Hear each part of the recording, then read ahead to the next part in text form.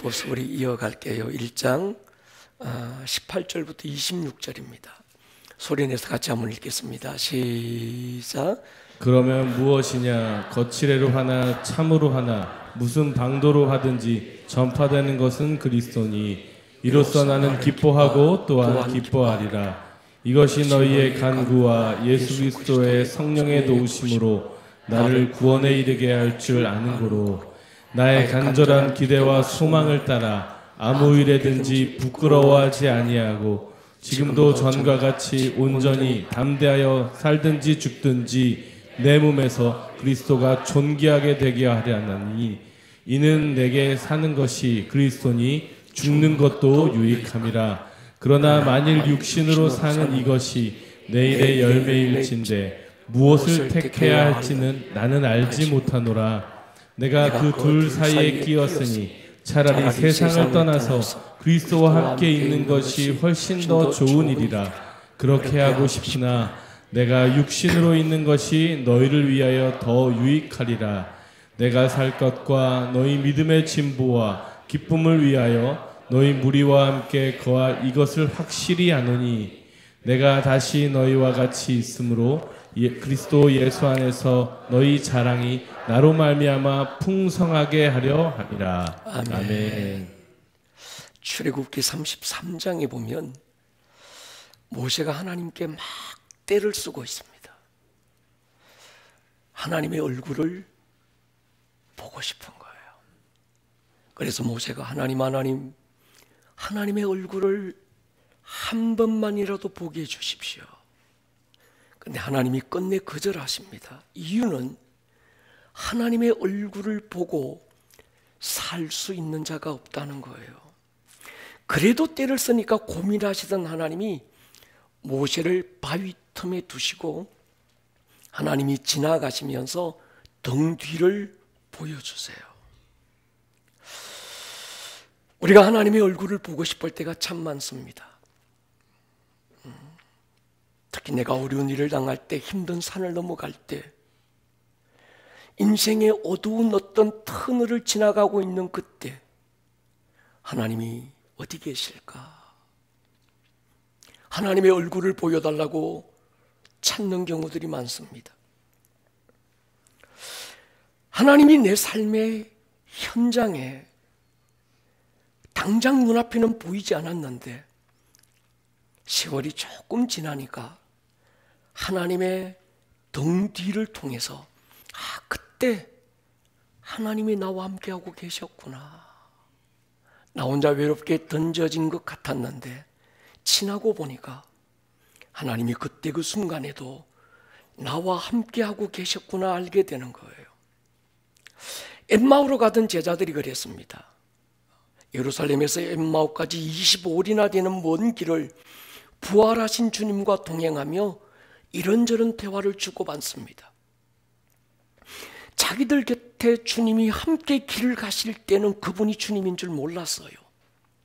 근데 그 주님 헤어지고 난 다음에 나중에서야 그때 말씀을 풀어주시던 그분이 바로 주님이셨구나 깨닫는 거예요. 지나간 시간들 돌아보면요, 그 자리에, 그 일에, 그때 그 순간에 주님이 함께 계셨구나, 주님의 등 뒤를 보고 확인하는 경우들이 참 많지요.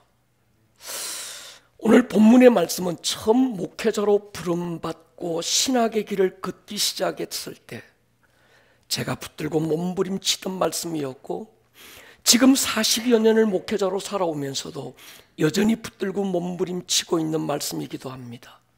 나의 간절한 기대와 소망을 따라 아무 일에든지 부끄러워하지 아니하고 지금도 전과 같이 온전히 담대하여 살든지 죽든지 내 몸에서 그리스도가 존귀하게 되려 하노니 내게 사는 것이 그리스도라. 죽는 것도 유익하다.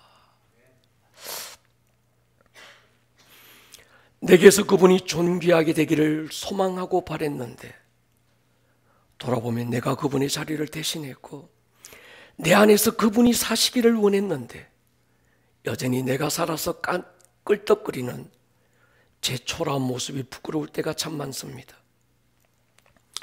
가끔씩 우주로 나가기 위해서 무중력 상태에서 훈련받는 우주인들을 텔레비전으로 볼 때가 있습니다. 그분들 보면 참 신기하기도 하지만 참 편하겠다. 중력이 없으니까 공중을 날아다니는 것 같아요. 붕 떠 있고 힘 안 들이고 어디 막 갈 것 같고. 근데 실제 그분들의 얘기를 들어보면 달랐습니다. 중력이 없는 상태에서 공중을 날아다니는 게 그렇게 힘들대요. 몇 개월 몇 년씩 어떤 무중력 상태로 살다가 지구로 돌아오면 혈압도 맥박도 몸의 모든 상태가 정상이 아니라고 합니다. 하나님께서 우리 인간을 처음 만드실 때 어느 정도의 저항과 중력이 있어야 정상적인 삶을 살도록 우리를 설계하고 디자인하신 거예요. 그러니까 여러분 살면서 중력이 없는 삶을 꿈꾸지 마십시오. 저항이 없는 신앙인을 꿈꾸지 마십시오. 그 중력이 나를 나되게 하고 그 저항이 은혜를 은혜되게 하고 그때 그 결핍이 나를 은혜에서 떨어지지 않도록 붙들어 주었습니다. 오늘 바울의 고백이 더 깊어지고 있습니다. 19절에 보면요. 그러면 무엇이냐 그치레로 하나 참으로 하나 무슨 방도로 하든지 전파되는 것은 그리스도니 이로써 내가 기뻐하고 또한 기뻐한다. 이로써 이 단어가 참 좋았습니다. 바울은 어떤 상황에서도 이로써라고 하는 단어를 가지고 있었어요. 그 이로써라고 하는 어떤 그 무엇이 바울을 다시 일어서게 했고 다시 달려갔게 했고 구원에 이르게 했고 두려움 없이 당당하게 했다고 말하는데 그 이로서는 한 가지였습니다. 예수 그리스도였어요. 그분이 전파된다면, 그분이 존귀하게 된다면, 그분만 성공될 수 있다면, 그분 이름만 영화로워질 수 있다면 자신은 매를 맞고 핍박받고 갇히고 찌그러지고 어떤 상황에 놓여 있어도 자기는 기뻐하고 또한 기뻐할 수 있다고 고백합니다. 얼마나 부러운지 모르겠어요. 제가 처음 부름받았던 신학도 시절에 신학교에서 자주 부르는 찬송이 있습니다. 책 풀 때마다 이 찬송을 부르는 거예요. 근데 이 찬송을 감히 부를 수 없었던 찬송이 있었습니다. 부름받아 났으니 몸 어디든지 갈 자신이 없었어요. 괴로우나 즐거우나 주만 따라갈 자신이 없었습니다. 아골골짝 빈들에도 복음 들고 갈 자신이 없었고 소돔 같은 거리에도 사랑 안고 찾아갈 용기가 없었습니다. 존귀 영광 주님 홀로 받고 멸시천대 십자가는 제가 지고 갈 자신이 없었어요. 이름 없이 빛도 없이 감사하며 섬길 사랑이 제 안에 없었습니다. 근데 신학교 책 풀 때마다 이 찬양이 단골인 거예요.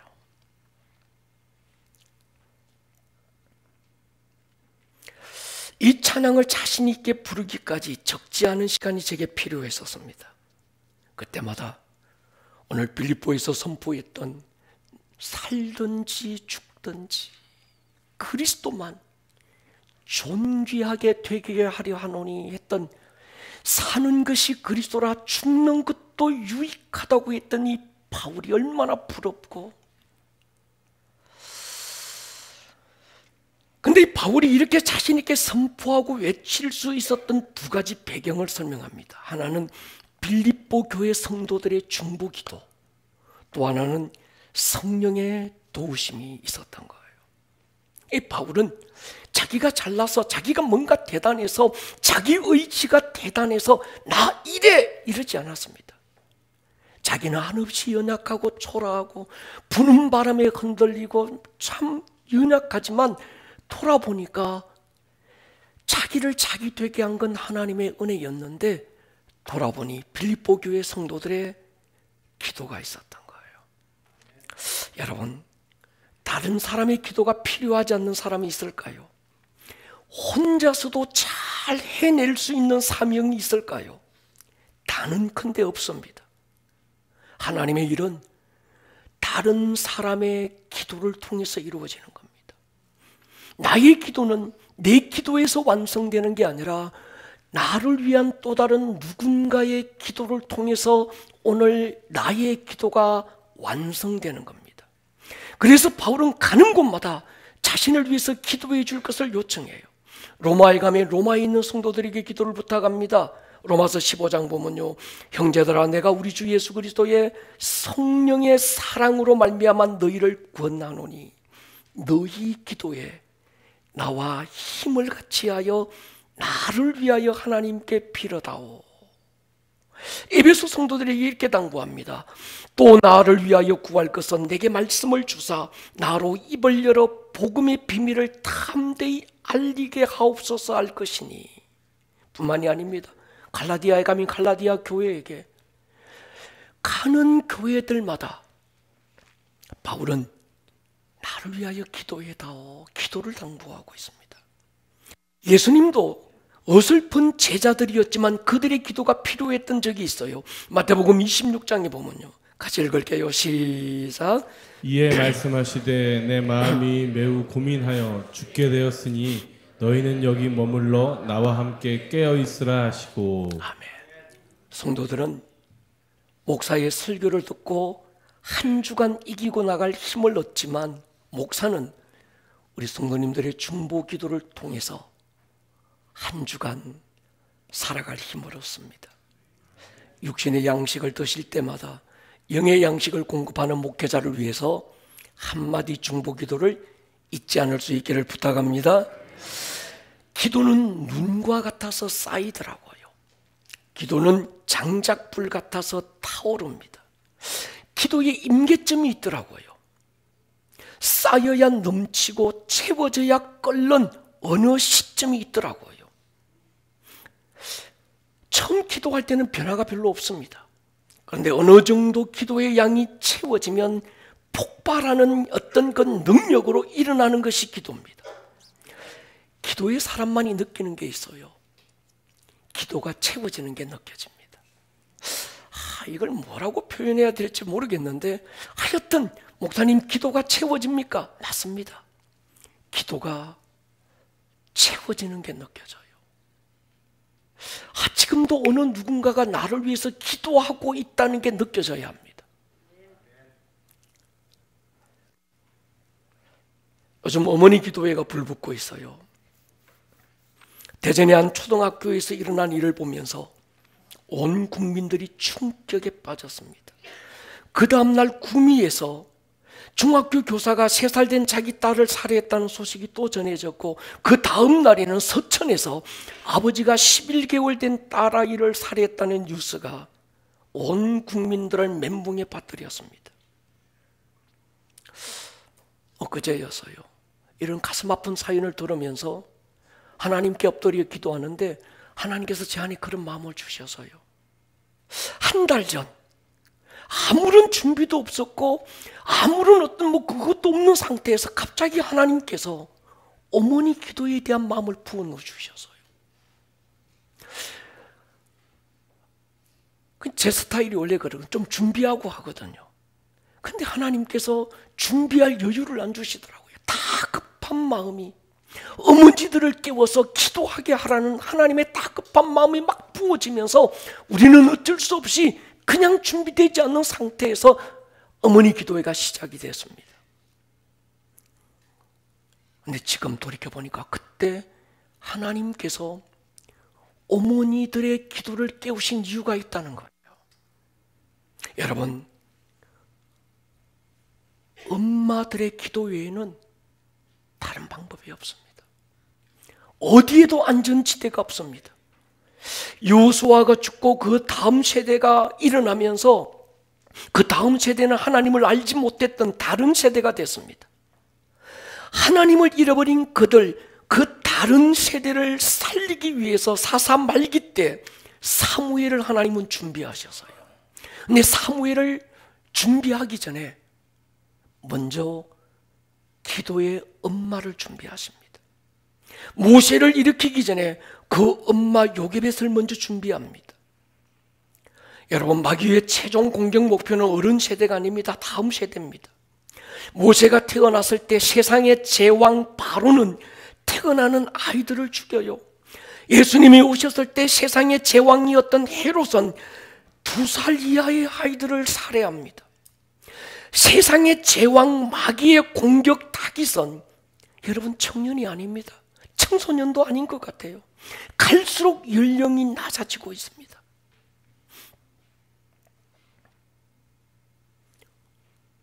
엄마들이 내 자녀들을 지키는 파수꾼으로 일어나셔야 합니다. 사사시대 말기 같은 지금 저는 그런 확신이 있습니다. 하나님이 모세를 준비하고 있구나. 하나님이 사무엘을 일으키려고 지금 준비하고 있구나. 그러기 위해서는 요게벳 같은 한나 같은 믿음의 어머니들이 하나님께서 주셨던 그 마음을 가슴에 품고 기도로 하나님 앞에 엎드릴 수 있을 때 그 절박함이 하나님 앞에 간절함이 되고, 간절한 기도를 통해서 하나님은 그 다음 세대 모세를 일으키고 사무엘을 일으키시는 거예요. 저는 어머니들의 기도가 대안이라고 믿습니다. 며칠 전 어머니 기도회에서 조선 왕조에서 일어났던 두 왕을 비교했던 적이 있습니다. 폭군으로 남은 연산도 한 엄마의 아들이었고, 성군으로 남은 이산 역시 한 엄마의 아들이었습니다. 여러분이 폭군 연산의 엄마도 될 수 있지만 성군 정조의 엄마가 될 수도 있다는 거예요. 지금은 우리 어머니들이 어머니 기도에 와서 앉아주시기를 축복합니다. 우리 엄마가 어머니 기도에 앉았다는 한 가지만으로도 우리 아이들은 위로와 힘을 얻을 것입니다. 나의 목자가 이 시간도 하나님 앞에 기도하고 있다는 그 한 가지가 목원들에게 힘이 될 거예요. 힘든 산을 넘어갈 때 제게도 있거든요. 더 이상은 한 발짝을 걸어서 앞으로 갈 힘마저 없던 그때 저를 이렇게 세우는 건 저희 어머님의 기도입니다. 우리 엄마가 지금도 나를 위해서 기도하고 있어. 그 엄마의 기도의 끈이 저를 붙들고 여기까지 달려오게 한 것 같아요. 여러분, 엄마의 눈물이 있다면 눈물의 자식이 망하지 않을 줄로 믿습니다. 공동체는 무엇으로 존재할까? 교회는 무슨 힘으로 유지되고 성장하는 것일까? 기도밖에 없습니다. 교회는 기도로 존재하고 기도를 먹고 성장합니다. 교회는 서로가 서로에게 설 수 있는 땅이 되어주는 겁니다. 누군가의 기도가 필요하다면 여러분의 공동체를 귀하게 여기십시오. 여러분에게 하나님이 필요하다는 건 누군가의 기도가 필요하다는 말이에요. 지금은 내 마음에 안 들고, 지금은 나와 뜻이 좀 다른 것 같고, 근데 그 사람을 내 목원의 목원으로, 내 목장의 목원으로, 내 곁에 교회 같은 어떤 교우로 붙여주신 이유가 있어요. 그 사람의 기도가 나의 기도를 완성하는 거예요. 내 기도가 그 사람의 기도를 완성하라고 하나님이 세워주신 겁니다. 바울의 사역의 배경에는 빌립보 교회 성도들의 중보가 큰 힘이 됐습니다. 감옥에 갇히기도 하고 매를 맞기도 하고 때로는 여러 가지 곤고한 상황에 빠지지만 바울은 지금도 빌립보 교회는 나를 위해서 기도하고 있어. 근데 또 한 가지가 성령의 도우심이죠. 바울을 다시 일어서게 했던 건 성령의 도우심이 있었다는 겁니다. 한 번은 주님이 내가 하늘로 갈 거야 제자들에게 이렇게 얘기할 때 제자들은 근심에 사로잡혔습니다. 왜 가십니까? 가지 않으면 안 됩니까? 묻는 자가 아무도 없어서요. 그때 주님께서 그들의 마음을 아시고 하신 말씀이 있습니다. 내가 가는 것이 실상은 너희에게 유익이다. 내가 가면 아버지께 구해서 보혜사 성령을 보내주실 것인데 그 성령은 영원토록 너희를 떠나지 않을 것이다. 성령이 오시면서 제자들은 이전보다 더 강력한 힘으로 일어나기 시작했습니다. 주님을 따라다니며 보고 배웠던 말씀들이 기억나고 생각나기 시작했고 그 말씀들이 그들 안에 능력으로 폭발하기 시작했습니다. 두려움에 떨던 찌질이 베드로를 통해서 성전 문 앞에 구걸하던 안전뱅이가 발과 발목에 힘을 얻고 뛰며 걸으며 하나님을 찬양하기 시작했습니다. 어둔한 그의 설교 한편으로 하루에 3,000명, 5,000명이 예수님께 돌아오기 시작했습니다. 그 성령님은 동일한 분으로 여러분 안에 지금 거하시는 줄로 확신합니다. 때로 여러분 눈에 보이지 않고 손에 잡히지 않지만 여러분 안에서 여러분들을 붙들고 계시는 분이 성령이세요. 성령의 충만함을 사모하시기를 축복합니다. 바울은 로마서에서 이렇게 선포했습니다. 이와 같이 성령도 우리의 연약함을 도우신다. 내가 연약하여 기도할 힘조차 없을 때 아버지 하고 나면 다음의 기도를 이어나갈 어떤 그 힘이 내게 없을 때 성령께서 말할 수 없는 탄식으로 우리를 위하여 기도하시는 거예요. 여러분이 가장 약한 그때가 성령께서 여러분을 돕기 위해 기도하고 있는 때인 줄로 아시기를 축복합니다. 여러분, 거리에서 혼자 떠도는 고하는 걱정이 많습니다. 뭘 먹어야 되지? 공부는 제때 할 수 있을까? 등록금은 마련할 수 있을까? 어떻게 살아야 되지? 근데 왕의 자녀는 걱정하지 않습니다. 왕의 자녀가 오늘 내가 제대로 밥이나 먹을 수 있을까? 등록금은 낼 수 있을까? 정말 내가 어떤 이런 걱정을 안 하는 거예요. 주님이 이런 말씀을 하세요. 뭐 먹지, 뭐 마시지, 뭐 입을지 고민하지 마라. 그건 이방인들이나 하는 거야. 공중나는 새를 봐라. 들의 백합화를 봐라. 심지도 거두지도 않지만 하늘 아버지께서 기르신다. 그러면서 결정적으로 하신 말씀이 있어요. 너희는 이것들보다 귀하지 아니하냐. 한마디로요, 우리는 다르다는 거예요. 우리는 왕의 자녀들입니다. 그가 책임지시는 거예요. 바울은요, 오늘 자기 구원을 얘기하는데 그 구원이 죽어갈 천당을 얘기하는 게 아닙니다. 사도행전 27장에 한 사건이 나오는데 바울이 로마로 압송되는 과정에서 유라굴로 강풍을 만나서 배가 뒤집히고 정말 이젠 더 이상 소망이 없다 싶은 그런 순간을 만납니다. 27장 20절 보십시오. 시작. 해도 별도 보이지 아니하고 큰 풍랑이 그대로 있음에 구원의 여망마저 없어졌더라. 예, 고상하게 표현해서 구원의 여망마저 없어졌다 이러는데 그냥 리얼하게 표현하면 죽었구나. 이제 끝났구나. 이젠 아무 어떤 힘조차 나가 그게 없다는 어떤 소망이 끊어져 버린 거예요.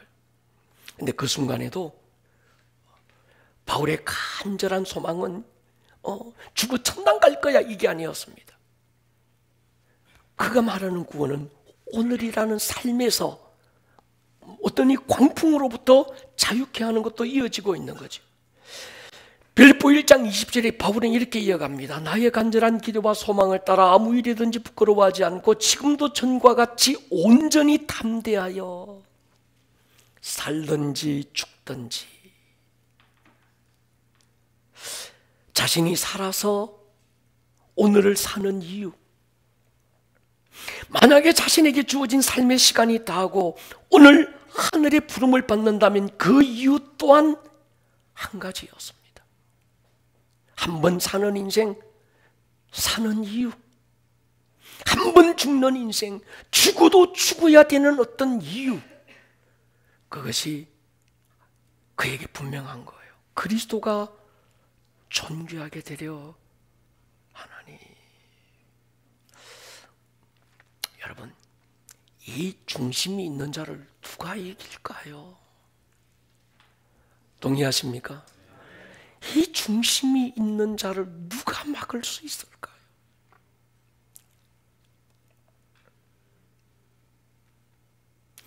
우리는 언제 갈지 모르는 천당만 바라보고 사는 사람들이 아닙니다. 구원을 넘어 이 생명을 향한 부르심을 따라 사는 사람들이죠. 동의하십니까? 우리는 교회를 통해서 하나의 부르심을 받았습니다. 땅끝에 대한 부르심, 수평적인 땅끝 이스라엘의 복음화, 그 땅에 교회들이 세워지고 진정한 알리야는 흩어져 있던 디아스포라들이 땅, 이스라엘 땅, 팔레스타인으로 돌아오는 것만이 아니라 그들이 주 예수께로 돌아오는 것이 진정한 알리야임을 우리는 알기 때문에 그 백성들이 예수께 돌아오기를 우리는 붙들고 있습니다. 수직적인 땅끝 다음 세대, 우리의 다음 세대에게 자녀 자손들에게 하나님의 복음이 전수되는 어떤 이 사명, 가장 가까운 땅끝인 이 도시의 복음화, 이것이 바로 우리의 부르심인 거죠. 바울의 고백이 그립니다. 살든지 죽든지 내 안에 사는 이가 그리스도니 나의 죽음도 유익합니다. 살든지 죽든지 내게서 그리스도가 존귀하게 되기를 원합니다. 로마서 14장에서 이렇게 고백해요. 우리 중에 누구든지 자기를 위하여 사는 자가 없고 자기를 위하여 죽는 자도 없다. 살아도 난 나를 위해서 사는 이유가 아니고 죽어도 나를 위해서 죽는 자가 아니라는 겁니다. 우리가 살아도 주를 위하여 살고 죽어도 주를 위하여 죽나니 그러므로 사나 죽으나 우리가 누구 거라고요? 주의 것이다. 오늘 우리가 불렀던 찬양, 너무 좋은 찬양이더라고요. 예. 계절은 흐르고 꽃좀 피고 져도 시들지 않는 생명인데 나의 삶은 내 주 예수의 것이니 내 생명 다해 난 예수로 살리. 내 모든 건 내 주 예수의 것이니 내 전부 대신 예수로 살리. 이제는 나 산 것 아니요 내 안에 주께서 사시는 것이라. 그런즉 이제는 나 산 것 아니요 내 안에 누가요? 예수가 살리라. 네. 더 아주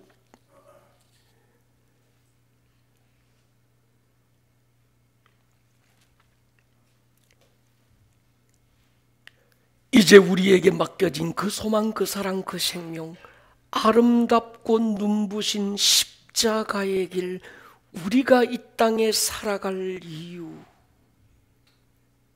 아름답고 눈부신 십자가의 길, 우리가 이 땅에 하루를 더 살아야 되는 이유, 공부를 해야 되는 이유, 먹어도 먹어야 되는 이유, 직장을 다녀도 다녀야 되는 이유, 아침에 눈을 떠도 내가 이 하루 눈을 떠야 되는 이유, 살고 있으니 사는 게 아니고 떠밀려 그냥 떠내려가는 인생이 아니고 낭비되는 인생이 아니라 하루를 살지만 이 하루 나는 이것을 위해서 산다고 하는 삶의 분명한 이유를 가진 사람, 그게 리얼 크리스천인 거죠. 누가 옆구리 찌르면서 왜 사느냐고 물으면 할 말이 없어서 그냥 웃고 말면 안 되는 거죠. 오늘 하루 내가 사는 이유가 여기 있다고 보여주고 증거할 수 있는 분명한 어떤 깃발이 저와 여러분에게 있기를 주의 이름으로 축원합니다. 바울이요, 내게 사는 것이 그리스도니 나의 죽음도 유익합니다. 이어집니다. 22절부터 보면요, 그러나 만일 육신으로 사는 이것이 내일의 열매일진데 무엇을 택해야 할는지 내가 모르겠다. 내가 이 둘, 죽고 사는 걸 얘기합니다. 둘 사이에 끼었으니 차라리 세상을 떠나 그리스도와 함께 있는 것이 훨씬 더 좋은 일이라. 그렇게 하고 싶으나 내가 육신으로 있는 것이 바울이 아니라 빌립보 교회를 위해서도 유익하다는 거예요. 여러분, 세상 안 떠난 사람이 어디 있겠습니까? 다 떠나지요. 그런데 세상을 떠나는 것이 그렇게 좋은 일은 아닐 것 같은데 오늘 바울은 내가 세상을 떠나는 것이 좋대요. 삶이 싫다는 얘기가 아닙니다.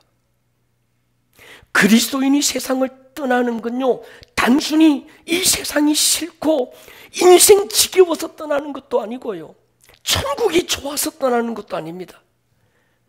그 천국에 내 사랑하는 그분이 계셔서 우리는 천국이 사모되는 줄로 믿습니다. 여기서 떠나다라는 헬라어는 어떤 헬라어인가 하면요, 전쟁에 나간 군인이 치열한 전쟁터에서 매일을 격전지 안에서 막 그 전쟁하다가 이제 다 끝난 거예요. 야, 끝! 이젠 전쟁 끝났어. 그리고 집으로 돌아갈 때 쓰는 단어가 떠나다라는 헬라어입니다. 여러분, 치열한 전쟁터에서 매일을 아주 빗발치는 총알과 죽음과 삶을 막 오고 가는 그 치열한 전쟁터에서 매일을 살던 군인이 다 끝났어. 이젠 집으로 돌아가야 돼. 그런데 가기 싫어서 뒤돌아보고 또 돌아보고 난 전쟁터에 남아야 되는데 이런 군인들 없잖아요. 할렐루야. 군대에서 야, 너 이제 제대야? 그래서 제대 발령 딱 났는데 난 군대가 좋아요. 이런 사람은 있을지 모르겠습니다. 근데 우리 청년들한테 물어보니까 아무도 없더구만요. 저도 그랬던 것 같아요. 모자에다가 달력 만들어가지고 하루하루 체크해 가면서 집에 돌아갈 날을 얼마나 기다립니까? 여러분, 그리스도인의 삶은 이런 거예요. 오늘이라는 이날 치열한 격전지 같은 전쟁터에서 우리가 매일을 사는 거예요. 할렐루야. 그리고 언젠간 내 주님 우리를 부르실 때 그때 기쁨으로 주님을 만나야죠. 연세 많으신 어느 권사님이 목사님, 나는요 아직도 이루어야 될 사명이 있어서요 죽으면 안 돼요 그러길래 그 사명 내가 할게요 그랬어. 주님이 계시는데 바울에게는 이 중심이 있었던 겁니다. 죽음이 두렵지 않는 사람이라야 비굴한 오늘을 살지 않게 되는 거죠. 바울은요 이 세상에서 질기도록 오래 살고 싶은 사람은 아니었습니다. 천국에 대한 소망이 분명했습니다. 너무 간절한 거예요. 그렇지만 나를 보내신 그분이 나를 통해 하실 일이 있다는 걸 알고 있었던 겁니다. 그 뜻을 온전히 이루기 위해서는 죽고 싶어도 죽을 수 없었습니다.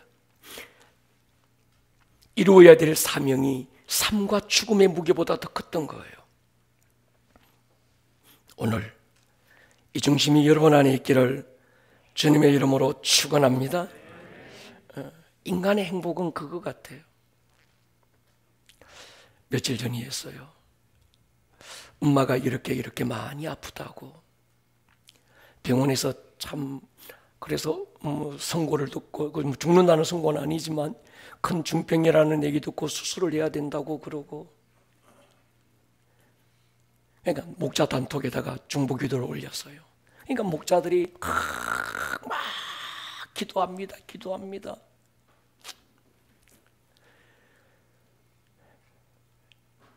그 기도에 이 엄마의 마음의 문이 열리기 시작했습니다.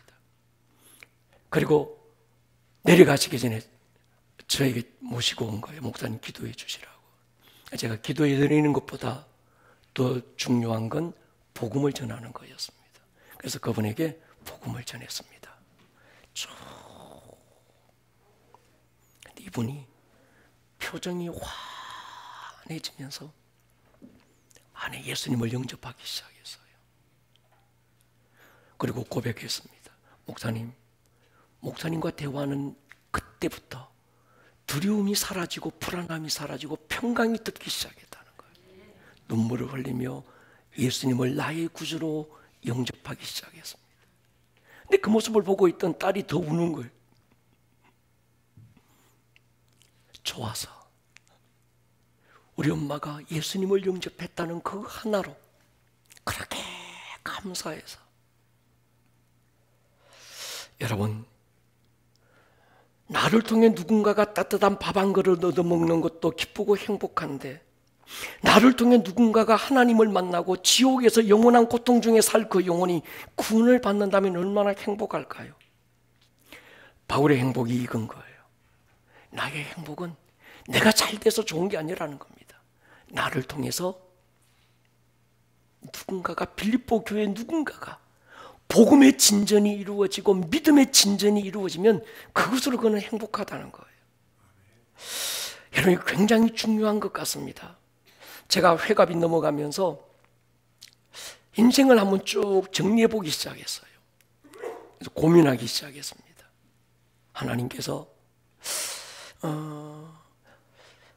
목사로 산 세월이 33년을 살았는데 내가 살아온 삶의 의미가 무엇인지, 앞으로 얼마를 더 목사로 살아야 된다면 더 살아가야 될 이유가 무엇인지, 하나님께서 내게 건강을 주고 또 힘을 주셔야 된다면 그 이유가 무엇인지 생각해 볼 때 하나밖에 없었습니다. 우리 교회였습니다. 우리 성도들이, 우리 교회가 믿음의 진보를 이룰 수 있다면 그 하나로도 충분한 이유가 됐습니다. 여러분, 히스기야를 보십시오. 선지자를 통해서 마지막이 선고됐을 때 그가 한 일은 하나였습니다. 얼굴을 벽으로 향하고 전심으로 기도합니다. 하나님이 그의 기도를 들으시고 눈물을 보시고 하나님께서 15년의 수환을 연장시켜 주세요. 그런데 사실은 히스기야가 연장된 15년이 차라리 연장되지 말아야 될 시간들처럼 여겨졌습니다. 15년 연장됐던 그때 태어난 아들이 므낫세입니다. 므낫세는요, 이스라엘 역대 왕들 중에 가장 잔악한 왕이었습니다. 우상을 숭배하고 하나님의 제단을 부수고 아세라 신상들을 세우기 시작하고 백성들을 잔인하게 괴롭힌 왕이 므낫세였어요. 왜 이렇게 되고 말았을까? 하나님이 주신 시간들, 그 복이 포기 안 되는 이유가 뭘까 생각해 보니까 히스기야의 기도에 있었습니다. 히스기야가 하나님께 기도할 때 한 가지를 기도해요. 전날에 내가 진실과 전심으로 하나님께 살았던 그때 그 모습을 기억해 달라는 거예요. 근데 사실 히스기야는 그것만 가지고서는 안 되었습니다. 사실 히스기야가 하나님께 기도할 때는 지난날 하나님, 내가 이렇게 하나님 앞에 충성되게 살았던 것 기억해 주십시오, 좋은 기도였. 또 하나 그가 기도를 이어가야 될 건 하나님이 앞으로 내게 주시는 인생의 세월들이 있다면 그 시간들이 내게 복되게 해달라고 기도하였어야 됐던 거였어요. 근데 그 기도가 없었습니다. 여러분, 은혜가 필요합니다.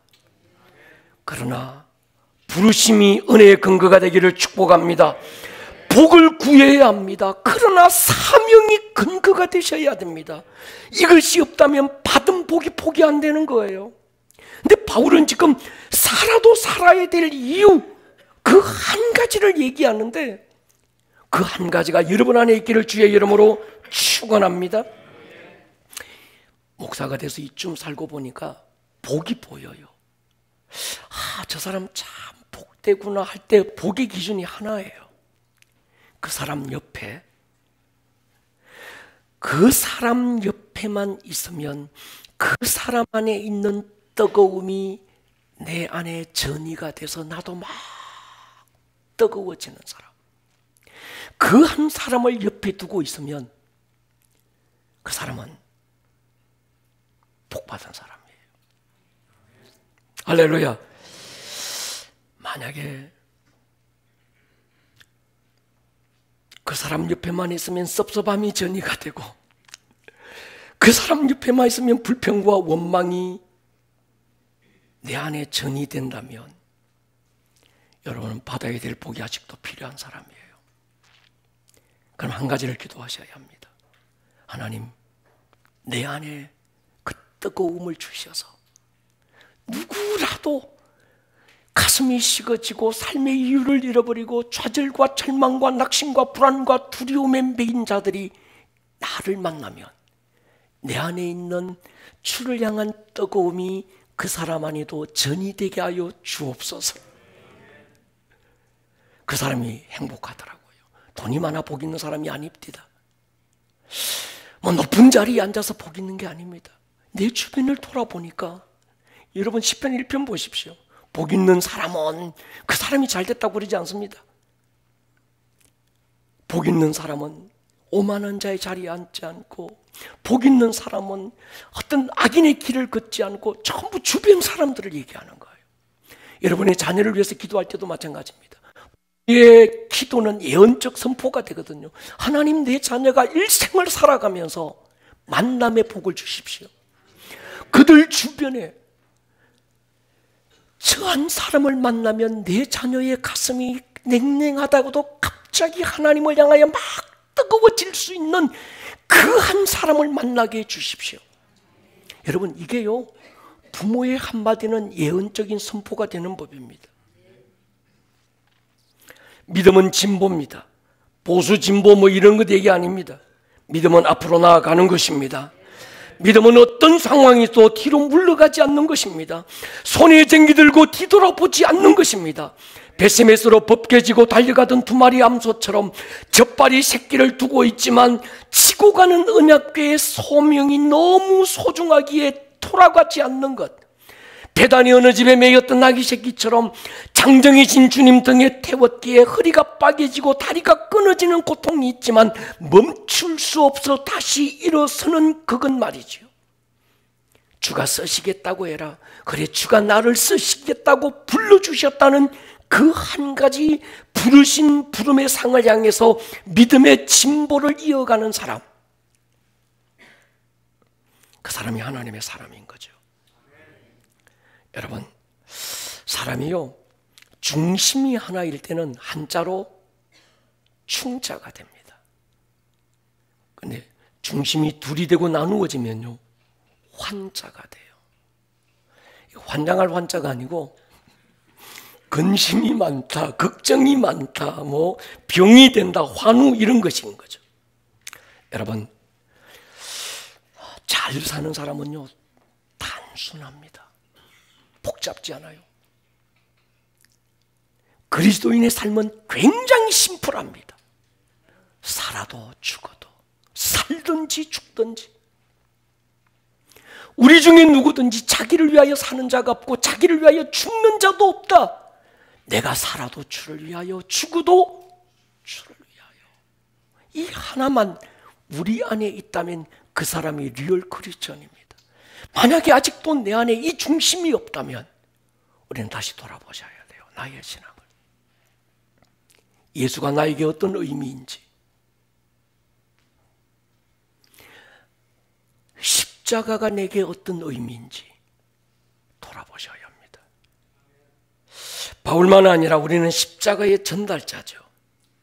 십자가라고 하는 바통을 손에 쥐고 달려갈 길 달려가다가 우리 다음 세대에게 십자가의 바통을 전달할 자로 부름을 받은 거죠.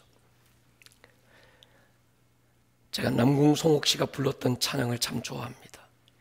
이 찬양만 하면 가슴이 뜨거워져요. 난 지극히 작은 자, 죄인 중에 괴수입니다. 무익한 날 부르셔서 간절한 기대와 소망 부끄럽지 않게 십자가 전케 하셨네. 어디든지 가리라 주 위에 서라면 나는 저날이 그 십자가, 내 몸에 밴 십자가, 그 보혈의 향기 온 세상 채울 때까지 살아도 주를 위해. 우리 자리에서 한번 일어서 볼까요?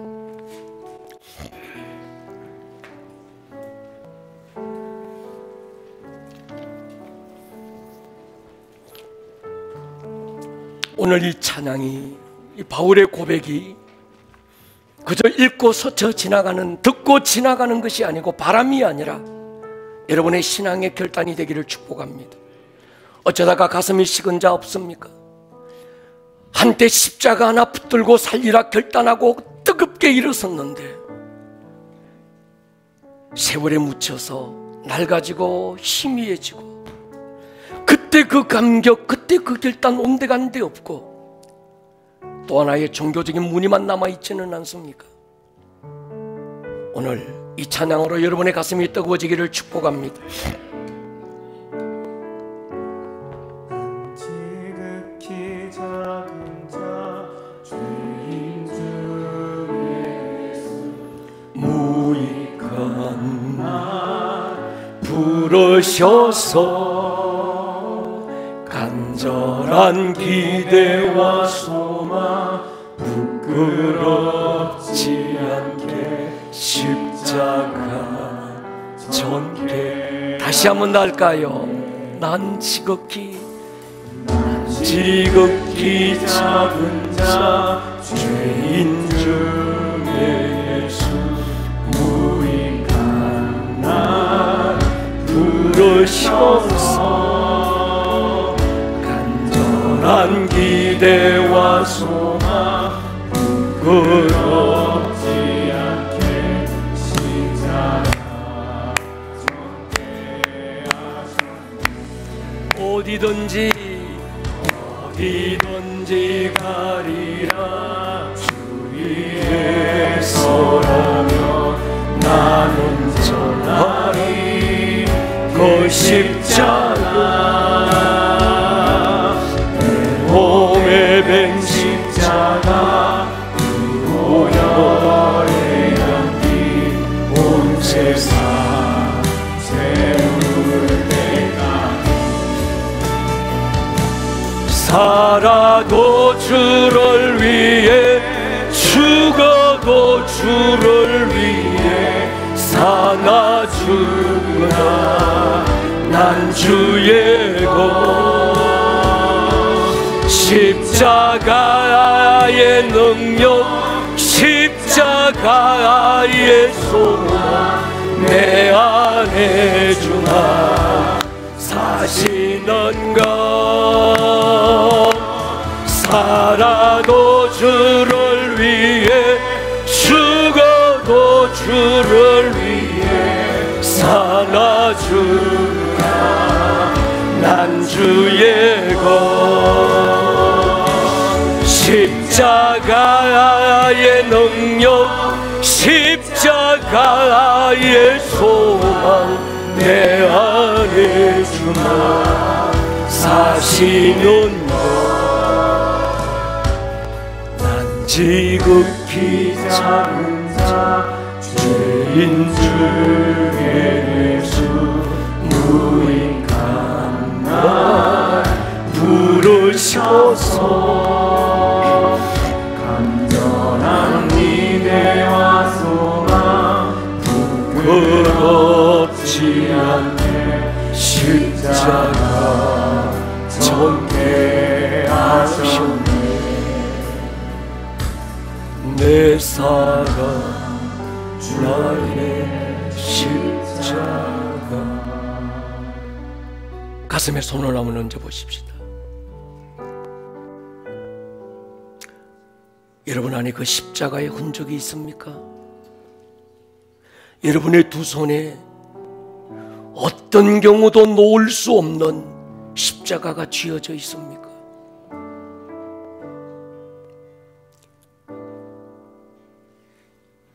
살아도 죽어도 이 십자가 붙들고 있는 사람은 죽음이 비켜가게 돼 있고요,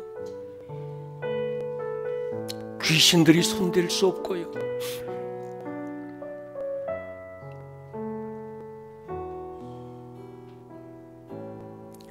오늘 여러분에게 지어진 이 십자가 하나의 문이나 모양이 아니라 헬라인이든 유대인이든 하나님의 능력이 되기를 축복합니다.